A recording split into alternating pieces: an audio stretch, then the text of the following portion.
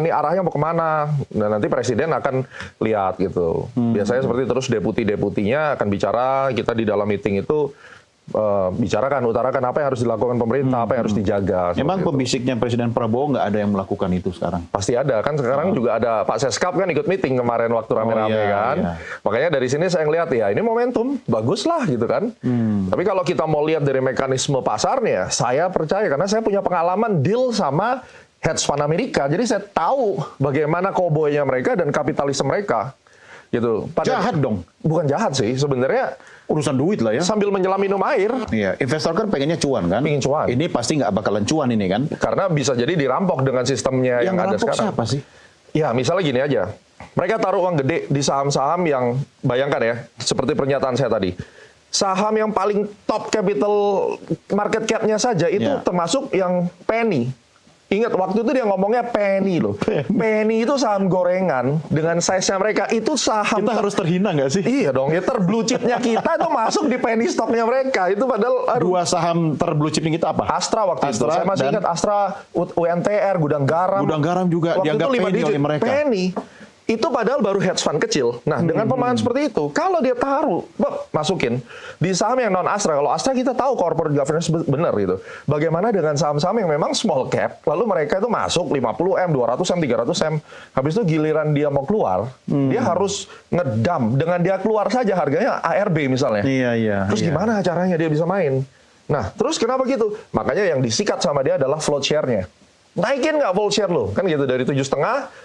Akhirnya kesepakatan tanggal 2 Februari 2026 jadi 15. Iya. Supaya apa? Mereka punya likuiditas untuk gerak. Bayangkan begini, mereka ini dinosaurus. Bermain di kandang yang kecil, kan nggak bisa gerak badannya. Bisa gerak, mereka mau lahan battlefield-nya digedein. Kesepakatan 2 Februari siapa yang lebih diuntungkan? Ya menurut saya kita retail juga diuntungkan. Karena memang menurut apa yang saya amati, 2025 IHSG ini kan naik kenceng ya. Tapi kalau kita perhatikan, big caps-nya tidak begitu baik, walaupun fundamentalnya bagus. Yang naik adalah saham-saham konglo, di mana saham konglo ini dimanfaatkan oleh para influencer itu menganggap dirinya adalah analis keuangan, analis market yang bisa memberikan multi-bagger stock. Gitu. Sorry, Bung Gema, urusan ini saya lebih percaya sisi-sisi di belakang Anda. Oke. I'm jurnalis. Sekarang banyak orang mengaku-ngaku ahli, pakar. Tapi kenapa orang percaya ketika dia tidak punya basic untuk menyampaikan itu? Jangan-jangan ini permainan para investor-investor atau ya pemain-pemain besar lah di Indonesia yang menggerakkan mereka. Ini asumsi ya. Saya minta pendapat profesional Anda. Dari tahun 2008, begitu saya melihat kenyataan pasar modal itu seperti apa, dari situ saya mengerti. Apa itu?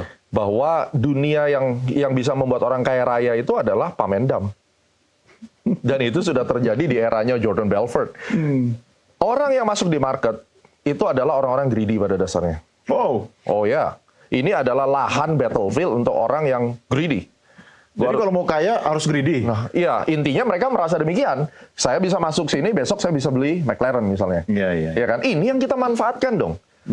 Ini yang harus dimanfaatkan orang menjadi exit liquidity buat ditimpukin kan gitu. Nah, influencer ini kan memang dia menggiring opini publik sebenarnya bahwa saham A, saham B, saham C itu bagus. Nah, siapa di belakang mereka? Kita tidak tahu, tetapi patut diduga. Yang paling punya kepentingan adalah ya yang punya perusahaan dong. Untuk sahamnya bisa naik. Dia juga ikut terlibat di dalam transaksi di dalamnya. Terlebih lagi, kalau misalnya float share-nya itu sedikit, mereka bisa melakukan cornering misalnya. Istilah cornering itu berarti ya dia yang pegang sahamnya, berarti kan dia bisa mengatur apapun di situ. Itu kan merupakan salah satu tuntutan bahwa free float-nya harus banyak, supaya masyarakat juga pegang kendali kan begitu. Nah, kalau praktik-praktik seperti ini terus berlangsung, masyarakat retail kan pasti juga kena. Tidak bisa keluar. Begitu kita masuk hari ini, besok lotnya tipis. Kejebak. Nah, itu kan yang ditanyakan adalah bagaimana proses merampoknya itu seperti apa ya? Salah satunya seperti itu. Nah, tetapi kalau menurut Brother adalah apakah ini merupakan permainan? Saya meyakini hal itu. Karena mekanisme pasar, kamu nggak bisa profit kalau tidak ada korban. Nah, sekarang kita bicara lebih detail, teknis ya. Taruhlah Anda Direktur Utama Bursa Efek Indonesia. Saya tidak ingin menuduh, tapi kan tidak mungkin segala sesuatu itu terjadi tanpa sepengetahuan.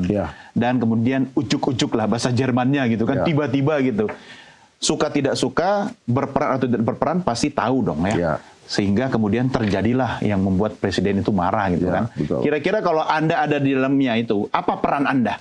Saya tidak cerita Indonesia. Indonesia tuh bagus. Ini di Konoha ceritanya. Jadi Bursa Efek Konoha ceritanya. Kita sebut saja Bursa Efek Konoha. BEK ya. BEK. Jadi dirut BEK. Betul, saya punya teman di Konoha itu. Gembal Guyardi ya. Gila, ini gue dipepet ke jurang. Tapi boleh lah. Boleh. Jadi fans Ria.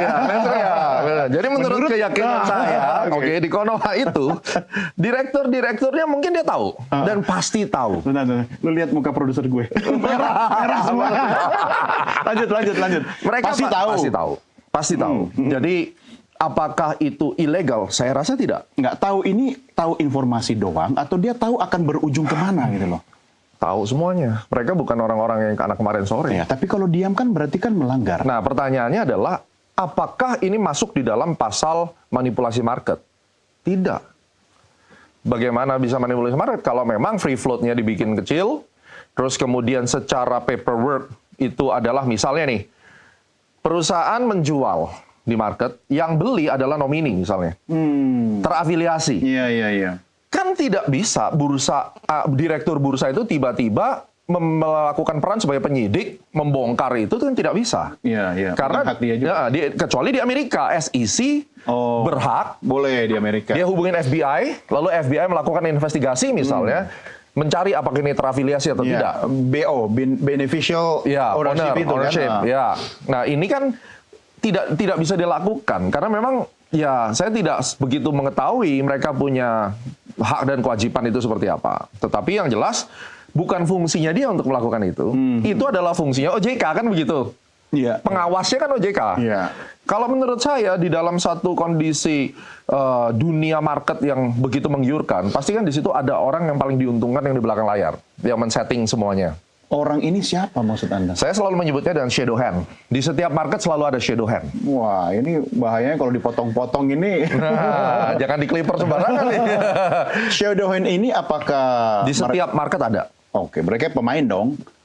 Pemain, pengontrol, pembuat regulasi, mereka pengontrol intinya. Dan itu kelompok. Dan itu terkonek dengan New York Stock Exchange juga.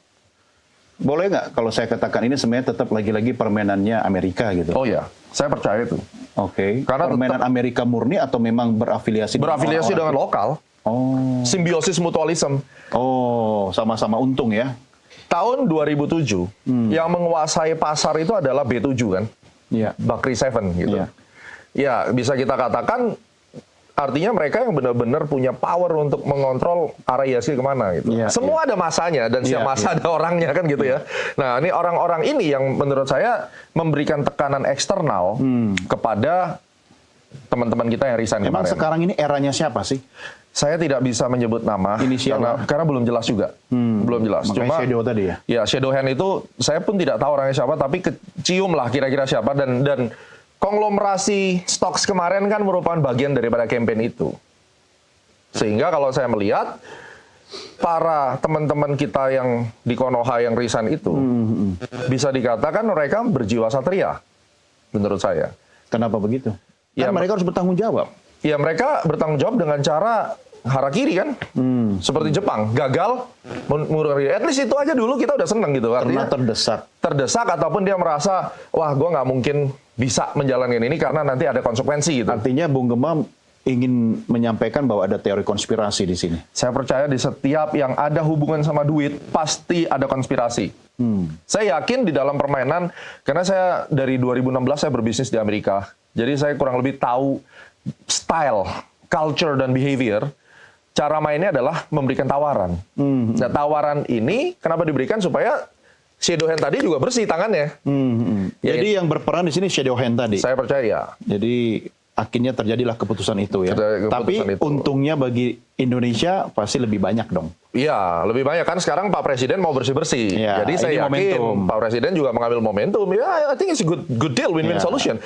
Segala sesuatu semua tentang uang dan tentang benefit untuk semuanya gitu ya. Kalau memang orang ini sudah kepepet dan dia tidak bisa mengambil keputusan, ya ini ada pilihan. Ya mereka juga punya hak untuk mengambil pilihan. Ya udah lebih baik kita pergi deh gitu. Anda sempat mengatakan bahwa mereka ini sebenarnya orang-orang terbaik di bidangnya. Ya saya percaya yang terpilih yang terbaik kan gitu. Pada saat itu dan terbaik untuk golongan yang memilih. Ya dong. Oke, kita kayaknya perlu ngopi dulu ya. By the way, ini habis terbang tadi atau gimana? Iya, saya baru dari Solo terus. Oh, dari Solo, lokal ya? Lokal. Paling jauh penerbangan yang disukai kemana? Saya bawa sendiri atau apa nih? Bawa sendiri dong. Oh, saya udah keliling dunia. Wow, asik ya. Saya dari Afrika ke Surabaya pernah, dari Eropa ke Jakarta. Dan yang terakhir saya bawa pesawat dari LA ke Johor Bahru melalui Greenland, Iceland dan seterusnya. Wah, itu yang paling luar biasa. Asik ya. Asik. Melihat dunia dari kokpit itu tentu perspektifnya berbeda kan. Tapi Anda juga punya kemampuan melihat kondisi lantai bursa dan pasar saham kita ini dari perspektif yang berbeda. Yes. Tapi nanti. Saya suka banget kalau ada aroma-aroma konspirasi. Baik. Kita rehat dulu ya. Rehat dulu. Pemirsa jangan kemana-mana, Doncast segera kembali sesaat lagi.